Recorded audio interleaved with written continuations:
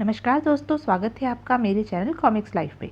शुरू करते हैं कर्नल कर्ण और कैप्टन असलम सीरीज की एक मज़ेदार कॉमिक्स खूनी फिल्म पार्ट 3। पठान खिड़की के निकट वाली सीट पर बैठ गया। तभी खिड़की से बाहर एक विचित्र दृश्य दिखाई दिया। उन लोगों ने खिड़की के निकट आकर उस दैत्याकार पठान को ललकारा, नीचे उतरो शेर खान, आज तुम हमारे हाथ से नहीं बच सकते।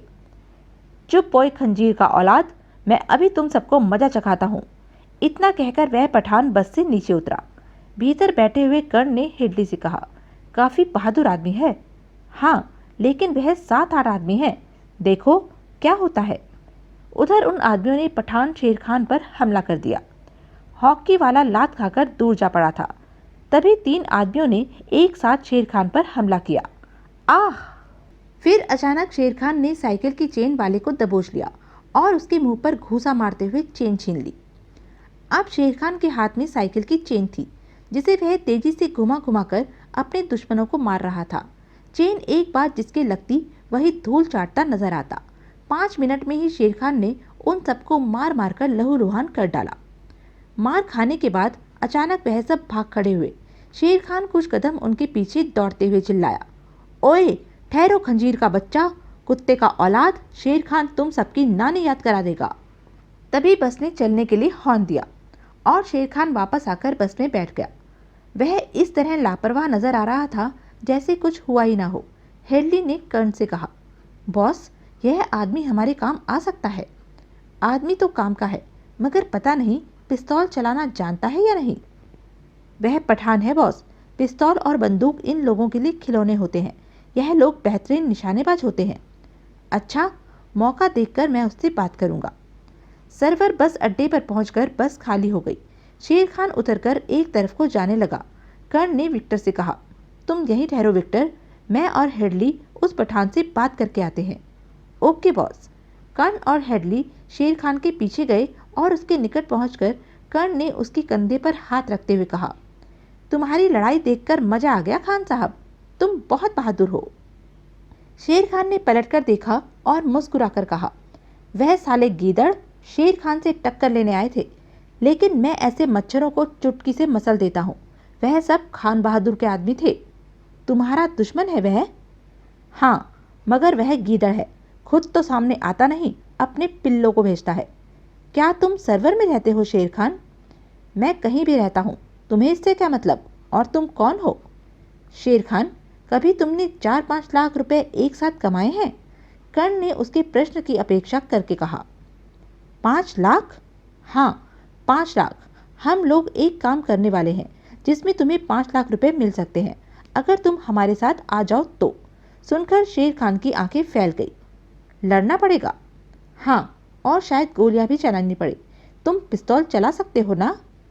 शेर खान ने एक ठहाका लगाया, फिर स्वर दबाकर कहा, हा हा हा, पिस्तौल? खोचे, हम मशीन गन भी चला सकता है। हमारा धंधा ही हथियारों की स्मगलिंग है। फिर तो तुम हमारे काम के आदमी हो खान। अगर तुम हमारा साथ दो तो 5 लाख रुपए कमा सकते हो। हम तुम्हारा साथ देगा, लेकिन तुम क्या करना चाहता है? हम एक डाका डालना चाहता है। हम तैयार है, लेकिन तुम हमारे साथ कोई धोखा तो नहीं करेगा ना? अगर किया तो हम तुम्हें गोली मार देगा। धोखा किसी के साथ नहीं होगा खान, सबको माल मिलेगा, लेकिन एक शर्त होगी कि इस पूरे खेल में बॉस मैं रहूंगा। तुम्हें मेरा हर हुक्म मानना होगा और इसी वक्त से हमारे साथ रहना होगा। हमें मंजूर है, हम इसी वक्त से तुम्हारे साथ है। डाका कब डालना है? 1 सप्ताह बाद। अच्छा खान, क्या तुम यहाँ के किसी अच्छे होटल के बारे में बता सकते हो? हाँ, यहाँ का काशाना होटल सबसे अच्छा है। बस तो तुम हमें उस होटल में ले चलो। बस स्टैंड से उन्होंने विक्टर को साथ लिया और आधे घंटे बाद वह सब काशाना होटल के एक कमरे में बैठे चाय पी रहे थे। कुछ देर बाद कर्ण ने अपना कप खाली करके रखते हुए कहा, शेर खान और विक्टर, तुम दोनों यहीं आराम करो। मैं और हेडली 2 और साथियों का प्रबंध करने जा रहे हैं। ठीक है। कर्ण हेडली के साथ होटल से बाहर आया। रास्ते में हेडली शेर खान की प्रशंसा करता चल रहा था, लेकिन कर्ण सोच रहा था, शेर खान का इस तरह मिलना कुछ अजीब लग रहा है। हो सकता है उसने लड़ाई का यह ड्रामा मुझे प्रभावित करने के लिए खेला हो सकता है वह किसी दूसरे देश का जासूस हो और उसको विशेष रूप से इसलिए भेजा गया हो कि वह मुझे प्रभावित करके मेरे साथ शामिल हो जाए। अगर शत्रु मुझे पहचान चुका है और मेरे मिशन की उसे जानकारी मिल चुकी है तो उसकी यही कोशिश रहेगी कि अपना कोई आदमी मेरे साथ लगा दे। मुझे तो हेडली और विक्टर पर भी भरोसा नहीं है। वह दोनों ही विदेशी हैं और दोनों ही शत्रु के जासूस हो सकते हैं, लेकिन मैं इन सबको साथ रखने पर विवश हूँ क्योंकि मुझे अपना काम निकालना है। आप क्या सोचने लगे बॉस? कुछ नहीं। अभी हमें कितनी दूर और जाना है? बस हम उन दोनों भाइयों के घर के निकट पहुंच चुके हैं। पता नहीं वह घर पर मिलेंगे भी या नहीं। सौभाग्यवश वह दोनों भाई उन्हें घर पर ही मिल गए। हेडली ने कर्ण से उनका परिचय कराया। यह दाऊद खान और माजिद खान है बॉस। मैं इनके साथ कुछ दिन काम कर चुका हूँ। दोनों बहादुर और ईमानदार आदमी हैं। तारीफ के लिए शुक्रिया हेडली। अब जरा इन साहब की तारीफ भी बता दो। हेडली ने कर्ण का परिचय कराने के बाद अपने आने का तात्पर्य उन दोनों को विस्तार से बता दिया। कर्ण की सारी शर्तें भी उनके सामने रख दी और अंत में कहा, तुम दोनों अच्छी तरह सोच लो। अगर हमारा साथ दोगे तो एक ही बार में लाखों कमा लोगे। हम तैयार हैं। वैसे भी आजकल हमारा धंधा मंदा चल रहा है और हम रुपयों की सख्त ज़रूरत है। हमें तुम्हारी सारी शर्तें मंजूर हैं। ओके दाऊद खान, अब हम दोस्त हैं। क्या तुम लोग 2 स्टेन गनों का इंतज़ाम कर सकते हो? मिल तो जाएंगी, लेकिन पैसा खर्च होगा। कम से कम 20,000 रुपये मैं तुम्हें दे रहा हूँ। अब प्रोग्राम यह रहेगा कि तुम दोनों भाई स्टेन गने लेकर शुक्रवार के दिन लाहौर पहुँचोगे और वहाँ होटल नेस्ट में ठहर जाओगे। मैं वहीं आकर तुमसे मिलूँगा। ओके बॉस, हम भी पहुँच जाएंगे और स्टेन गन भी। उसके बाद उन दोनों भाइयों को रुपए देकर कर्ण और हेडली वापस अपने होटल में आ गए, जहाँ शेर खान और विक्टर उनकी प्रतीक्षा कर रहे थे। आदमी मिल गए बॉस? हाँ, अब हमारी टीम पूरी हो गई है। तो अब क्या प्रोग्राम है? आज रात तो हम यहीं आराम करेंगे। कल सुबह तुम और शेर खान लाहौर चले जाना और होटल नेस्ट में ठहरना। मैं तुम्हें मिस्टर टकीला की कोठी का नक्शा दे दूंगा। तुम वहां रहकर उस कोठी के इर्द गिर्द घूमकर देखना कि मीना बाजार लगाने की वहां क्या तैयारियां की जा रही हैं। ओके, हम चले जाएंगे, लेकिन तुम लाहौर कब पहुंचोगे? हम भी 1-2 दिन बाद पहुंच जाएंगे और खुद आकर तुमसे मिलेंगे। अब जाकर आराम करो।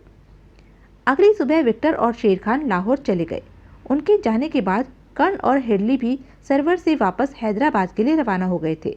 दोपहर को वह हैदराबाद पहुंच गए।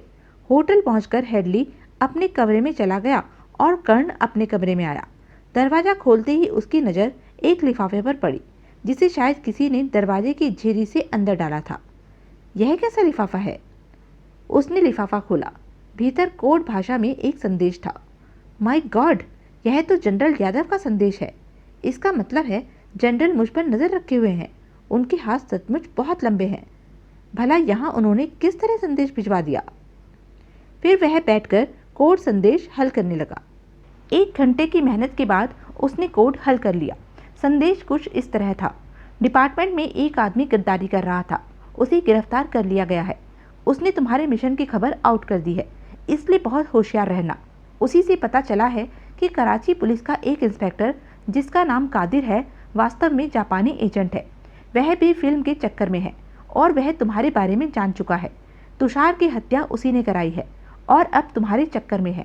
इसलिए अच्छा यही रहेगा कि तुम उसे खत्म कर दो।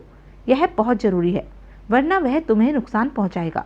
उसे इस तरह खत्म करना है कि मौत दुर्घटना लगे। हमें तुम पर पूरा भरोसा है और तुम्हारे मिशन की सफलता के लिए दुआ कर रहे हैं। जनरल यादव। संदेश पढ़ने के बाद कर्ण उठकर कमरे में टहलने लगा।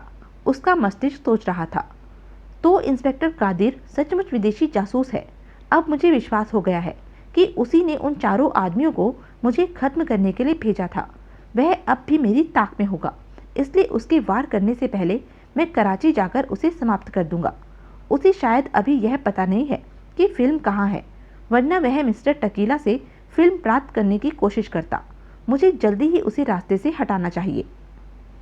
दोस्तों, कर्नल कर्ण का यह संदेश आपके लिए है। वे खुद आपसे बात कर रहे हैं। दोस्तों, अब तक की कहानी में आपको जरूर आनंद आया होगा। आप देख रहे हैं कि अब मुझ पर 2 कामों की जिम्मेदारी आ पड़ी है। इंस्पेक्टर कादिर को समाप्त करना है और टकीला के यहाँ डाका डालकर माइक्रो फिल्म का कैप्सूल भी प्राप्त करना है। मुझे यह भी संदेह है कि मेरे साथियों में से एक गद्दार है। अगर मेरा संदेह ठीक है तो मुझे उस गद्दार से भी निपटना है, लेकिन अभी मुझे कुछ तैयारियां करनी है। इसलिए आगे की घटनाएं जानने के लिए आपको थोड़ी प्रतीक्षा करनी होगी। इस कहानी का दूसरा भाग 5 करोड़ का दांत शीघ्र ही अपलोड किया जाएगा। काफ़ी देर सोच विचार करने के बाद कर्ण हेडली के कमरे में पहुंचा और उससे कहा, हेडली, मैंने प्रोग्राम थोड़ा चेंज किया है। तुम भी आज ही लाहौर चले जाओ और वहां होटल ताज में ठहरना। अपने साथियों से मिलने की ज़रूरत नहीं है। वहां जाकर तुम 2 कारों का प्रबंध करो जिनकी ज़रूरत हमें डाके के समय पड़ेगी। शेष बातें मैं लाहौर आकर बताऊंगा। ओके बॉस, मैं रात की ट्रेन से चला जाता हूँ। रात को हेडली भी लाहौर चला गया तो कर्ण ने होटल नाज में असलम को फ़ोन किया, जो उसके संदेश की प्रतीक्षा कर रहा था। फ़ोन पर कर्ण ने केवल इतना कहा, शेख साहब, जनरल पोस्ट ऑफिस के सामने पार्क में घूमने चलेंगे। इतना कहकर उसने फ़ोन बंद कर दिया और 15 मिनट प्रतीक्षा करने के बाद पोस्ट ऑफिस के सामने पार्क में जा पहुंचा। असलम वहां पत्थर की एक बेंच पर मौजूद था। कर्ण भी असलम के निकट जाकर बैठ गया और दबे स्वर में कहा, तुम आज ही बल्कि अभी कराची वापस चले जाओ और इंस्पेक्टर कादिर के विषय में जितनी जानकारी प्राप्त कर सकते हो करो। वही इंस्पेक्टर जो आपके कमरे पर आया था? हाँ, वह जापानी एजेंट है और मुझे उसे समाप्त करने के आदेश मिले हैं। लेकिन मैं रिपोर्ट कहाँ पहुँचाऊँ? रिपोर्ट एक लिफाफे में बंद करके होटल शेरटन के काउंटर पर मिस्टर कासिम के लिए छोड़ देना। और अब जाओ, मैं नहीं चाहता कि कोई हम दोनों को एक साथ देखे। ओके। उसके आधे घंटे बाद असलम कार में बैठा वापस कराची जा रहा था। कर्ण वापस होटल आ गया। वह काफ़ी थक चुका था, इसलिए बिस्तर पर लेटते ही सो गया। तो यह थी कर्नल करंट और कैप्टन असलम सीरीज़ की एक मज़ेदार कॉमिक्स। आगे की घटनाएं हम जानेंगे अपने अगले वीडियो 5 करोड़ के दांत में। तब तक के लिए बने रहें मेरे साथ और हाँ, मेरे चैनल को लाइक, शेयर और सब्सक्राइब करना ना भूलें। धन्यवाद।